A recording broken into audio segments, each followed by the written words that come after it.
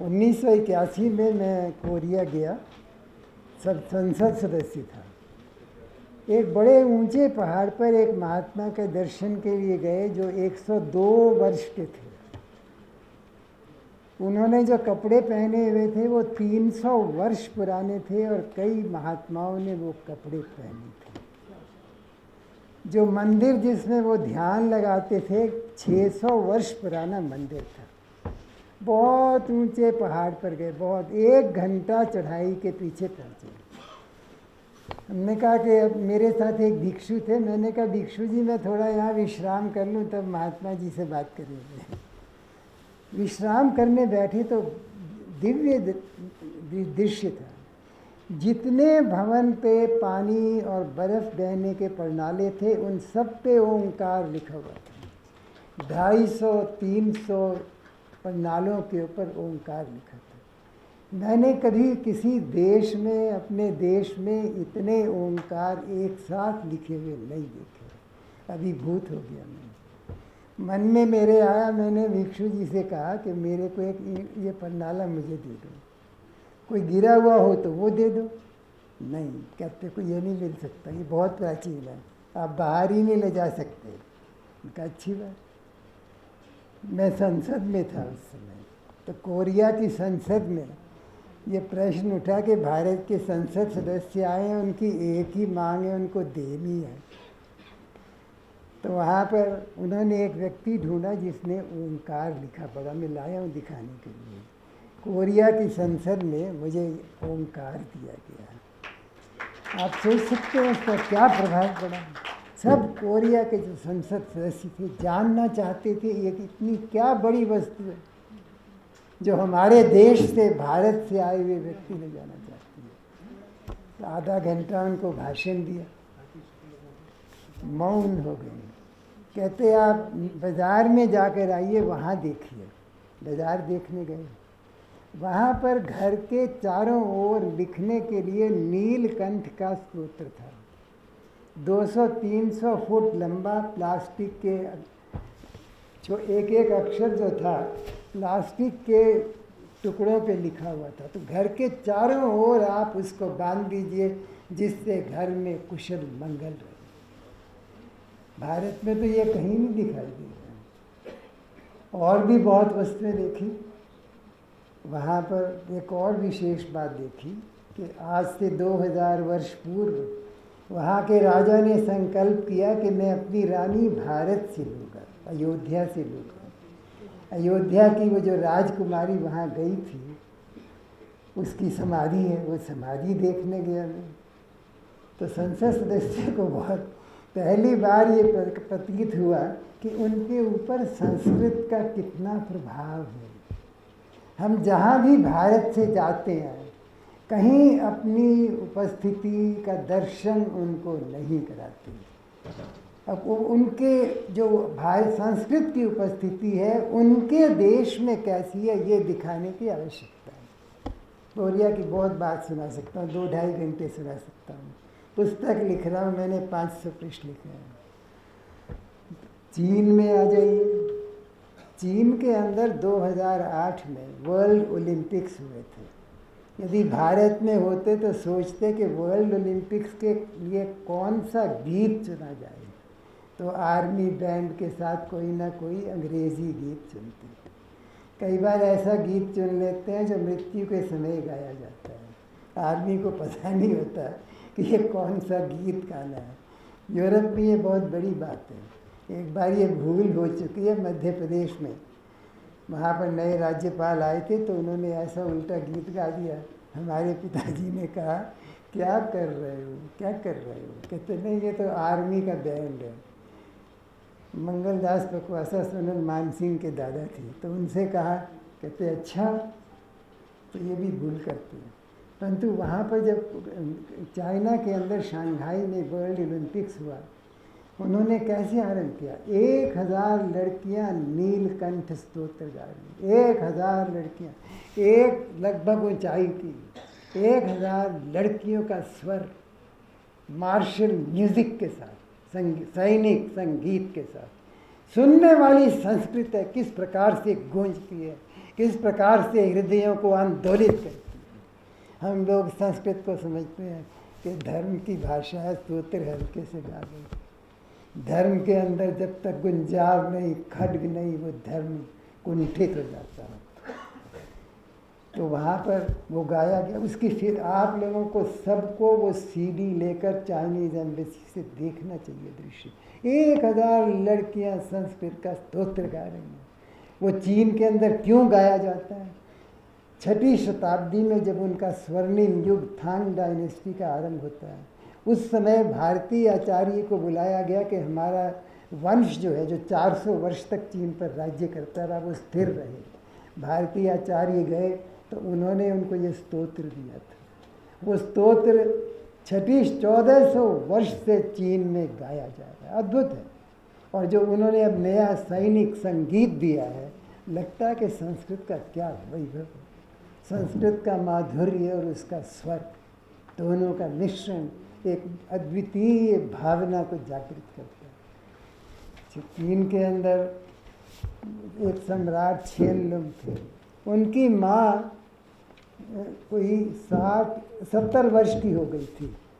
उन्होंने कहा मेरी माँ 80 वर्ष तक जिए। क्यों? 80 वर्ष में सहस्र पूर्णिमाएं हो जाती हैं, व्यक्ति सहस्र चंद्रदर्शी हो जाता है। तो उनकी 1000 पूर्णिमाएं पूरी हो जाएं तो सम्राट ने कहा कि हमारे यहाँ जितने संस्कृत के स्तोत्र गाए जाते हैं उन सब का संकलन करो। सबका संकलन किया। 10,000 पृष्ठ है। मैंने 10,000 पृष्ठ 22 खंडों में छापे हैं। प्रत्येक स्तोत्र किस युग में चीन में गया, ये इतिहास दिया है। तो चीन के अंदर नेशनल पैलेस म्यूजियम है, उसके अध्यक्ष मुझे मिलने आए। कहते हैं आपने ये कैसे काम किया है? मैं कहा मैंने तो माइक्रोफिल्म से किया, मूल तो मेरे पास आपके पास है, वो तो राजप्रासाद के अंदर है, मैं कैसे ले सकता हूँ। बड़े अद्भुत थे। कहने लगे कि हम लोगों को, हमारे यहाँ बहुत सी पेंटिंग्स हैं। एक शिवेंद्र थे कश्मीर के बड़े भारी संस्कृत के लेखक, उन्होंने एक पुस्तक लिखती है अवदान कल्पलदान। उसकी उनके यहाँ 31 पेंटिंग्स हैं, अद्वितीय हैं। आप देख, मैं आज लाना भूल गया, अद्वितीय हैं। उनका वो निर्वचन नहीं कर सकते, हमें उनका वर्णन करना है। मैं कहा बात ये, पेंटिंग्स तो बेइजिंग में है, पर जो संस्कृत की उसकी असली प्रति है वो बुर्यातिया में, उलान उदे में है।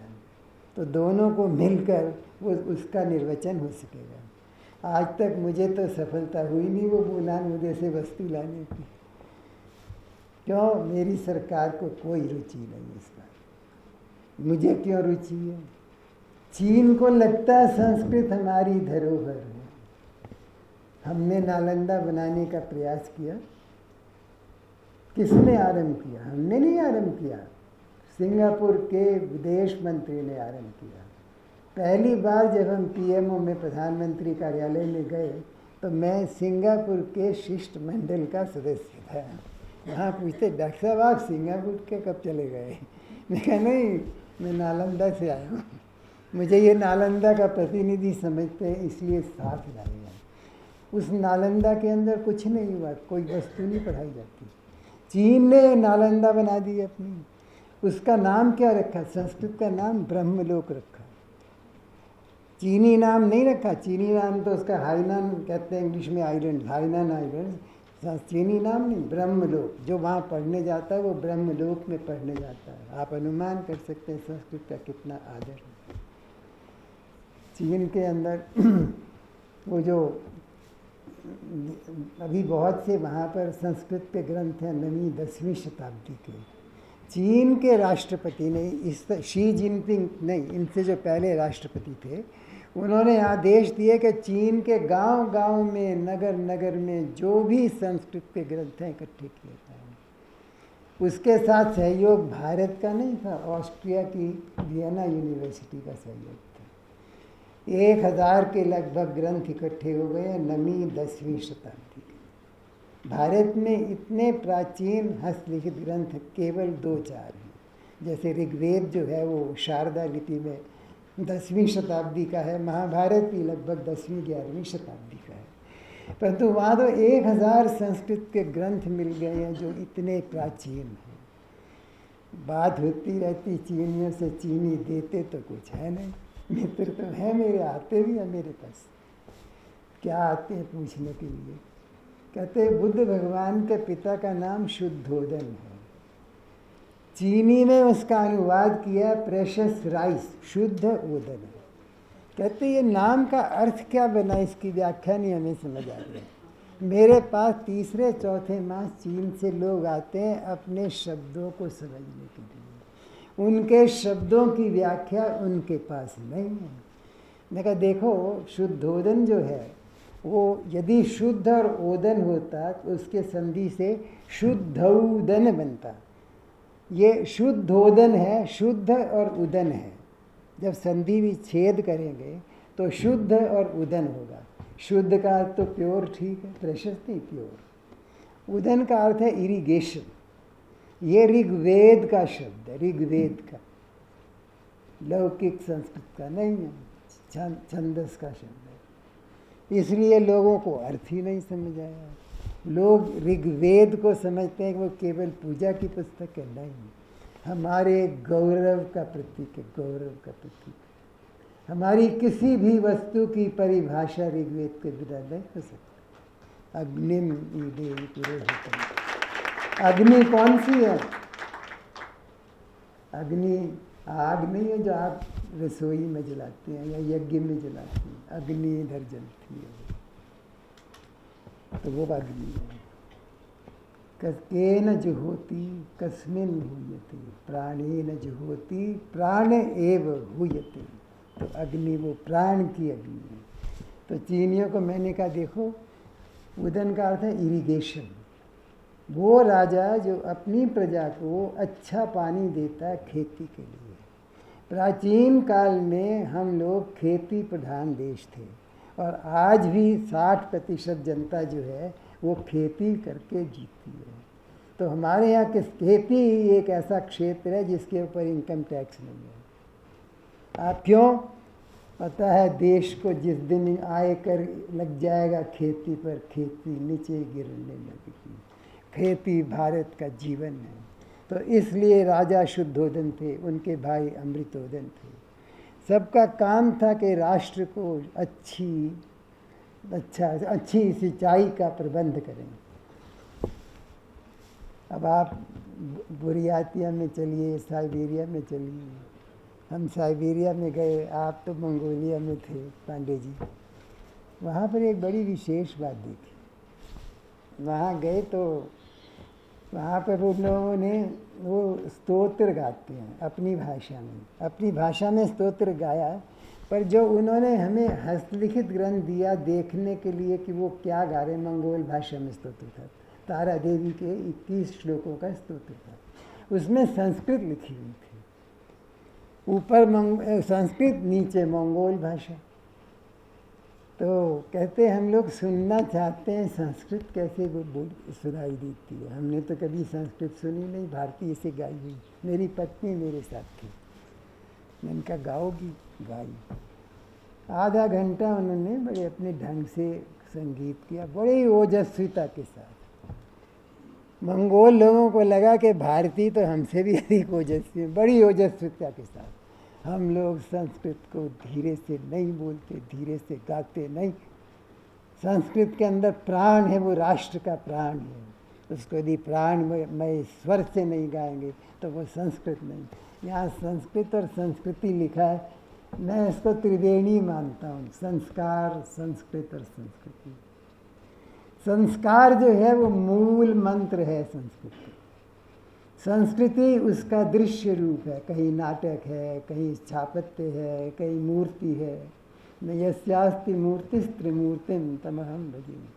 जो अदृष्ट है उसको मूर्त, अब मूर्त को मूर्त बनाना है, तो इसके साथ एक संस्कार भी जोड़ना चाहिए। बड़ी आवश्यक बात है संस्कार का क्या स्थान है।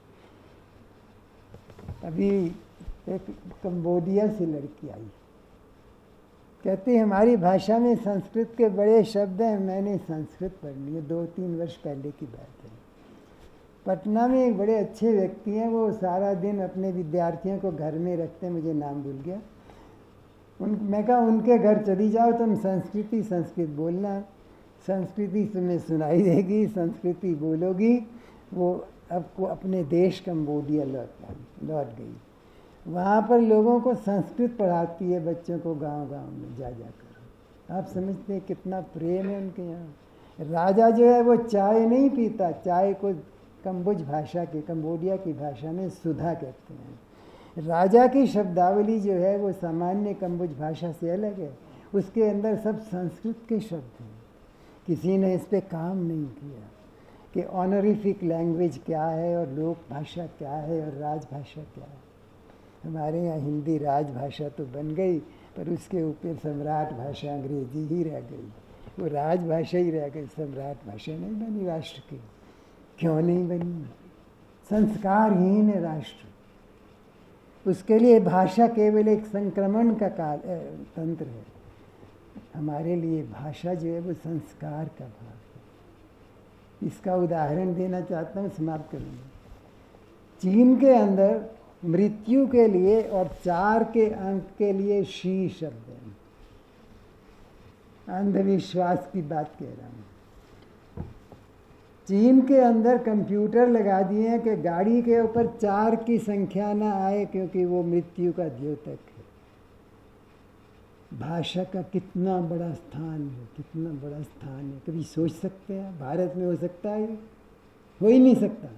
अंधविश्वास है वो। अंधविश्वास नहीं, वो जीवन की परिष्कार की भाषा है। मेरी मान्यताएं जो है वो मेरे जीवन का आरोहण है, अवरोहण नहीं।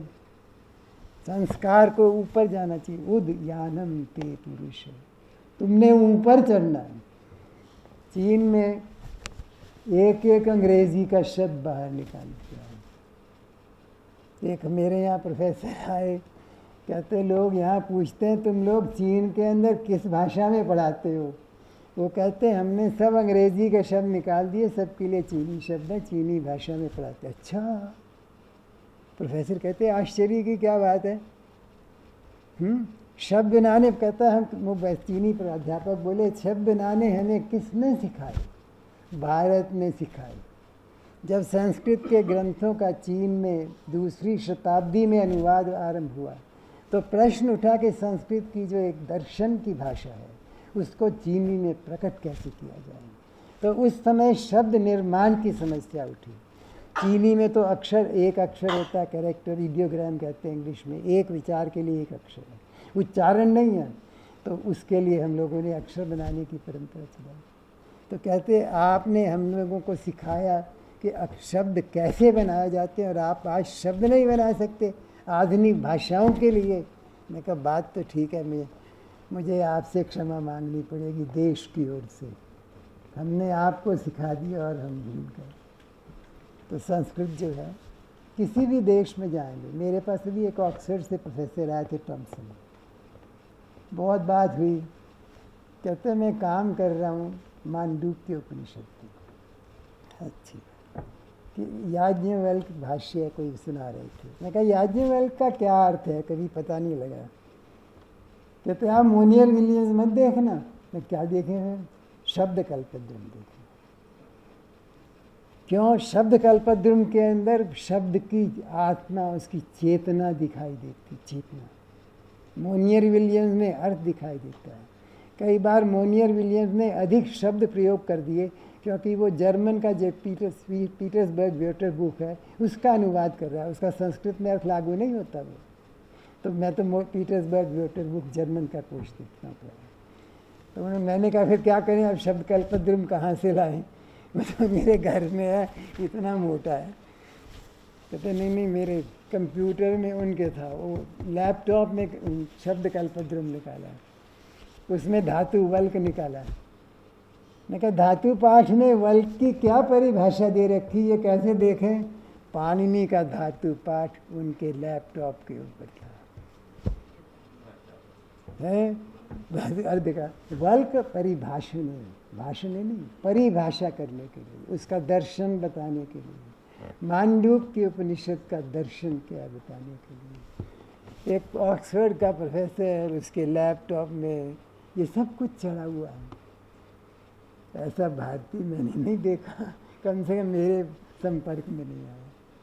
तो संस्कृत का विश्व में स्थान है। पता मुझे क्या बोले, 1.5-2 घंटे बात हुई उनसे। बोले अंग्रेजी में ईश शब्द है ना, मैं कहा हाँ है। संस्कृत अस्थि का, मैं कहा हाँ है। मैं कहा फ्रेंच में तो EST लिखते हैं, आ भी है, सा भी है, था। ई लोप हो गया फ्रेंच में, अंग्रेजी में इज में टी और आई लोप हो गया, और हमारे यहाँ चारों के चारों अक्षर लोप हो गए। हमारे यहाँ अस्थि का रूप ही नहीं है। तो संस्कृत जो है विश्व की गरिमा की भाषा है, उसके संस्कारों की भाषा है, उसके स्नेह की भाषा है। लंदन में एक स्कूल है जहाँ बच्चों को बचपन से 3-4 वर्ष की आयु से संस्कृत पढ़ाते हैं। इंग्लैंड की रानी ने बच्चों को बुलाया कह के कि मैं अपने पूर्वजों की हज़ारों वर्ष पूर्व की भाषा सुनना चाहती हूँ। अंग्रेज़ बच्चे उसको संस्कृत सुनाने गए। भारत का राष्ट्रपति ये करेगा?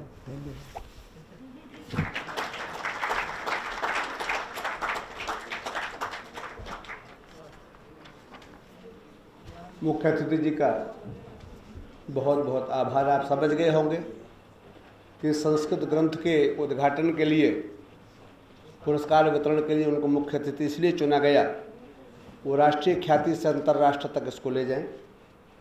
उन्होंने बहुत से उदाहरण आपको दिए भारत से बाहर संस्कृत के स्थान का। सुनकर आपको प्रसन्नता हुई होगी। आप लोग जो काम कर रहे हैं देश में, उसको दुनिया तक पहुंचाने का काम हमारे आज के मुख्य अतिथि कर रहे हैं। इसका थोड़ा सा एग्जाम्पल आपने देखा। इदानीम अहम आह्वयामि अस्माकं श्री शंकराचार्य संस्कृत महाविद्यालयस्य ततः पूर्वम् अस्माकं मध्ये येषाम् अधिकृत्य एतादृशः पुरोगमः आयोजितः, तस्य मूलकारणमत्र विद्यमानाः सन्ति। श्रीमन्तः डॉक्टर हरिनारायण दीक्षित महोदयाः, तैः स्वीकृतं पुरस्कार स्वीकृत्य वक्तव्यं ते अत्र प्रदास्यन्ति। ते आगत्य एका प्रार्थना वर्तते, यतो हि अत्र समुपस्थिताः ये सन्ति श्रोतारः, तेषां समेषां सामर्थ्यं तादृशं नास्ति यत् किमपि ते कथयिष्यन्ति संस्कृते तत्सर्वं ते अवधारयन्ति न वा। अतः किञ्चित् संस्कृतं प्रवोच्य पुनः हिंदी भाषायां किमपि कथयिष्यन्ति, एतत् निवेदनं वर्तते। इदानीं स्वीकृत वक्तव्यं श्रुण्वन्तु भवन्तः। मैं आपको ओम दिखाना भूल गया। कोरिया की संसद में भी ये प्रश्न उठा कि क्या ढूंढने आए हमारे देश में। छोटी छोटी बातें हैं पर देश को ऊपर उठाती हैं। हमारा तुम्हारे साथ क्या प्रेम है, कितनी गहराई का प्रेम है, ये बताती है। चीन के राजदूत हैं, चीन से हमारे संघर्ष चल रहे हैं, मेरे बड़े मित्र हैं, मेरी पुस्तकें पढ़ चुके हैं। उनके गुरु जो हैं वो अरविंद आश्रम में 27 वर्ष रहे हैं। अरविंद की लाइफ डिवाइन का अनुवाद किया है।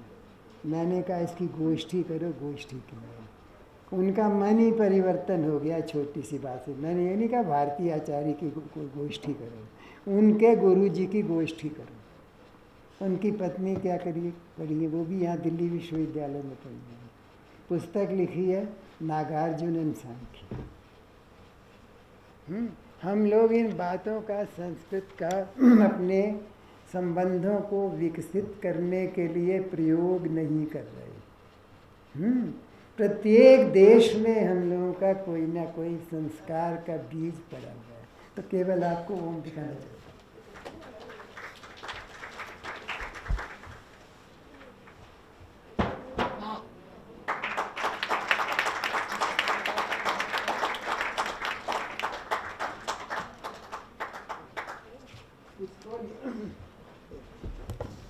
ये जो लिखा जाता है कि कुंभक अवस्था में लिखा जाता है तो श्वास पूरा अंदर होता है।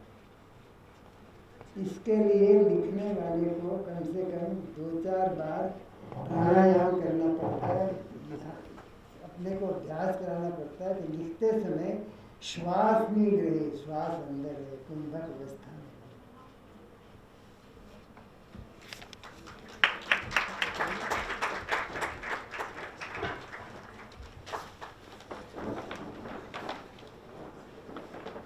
ये सुवर्ण मंडित इसलिए है कि देवताओं का रंग जो है वो सुवर्ण।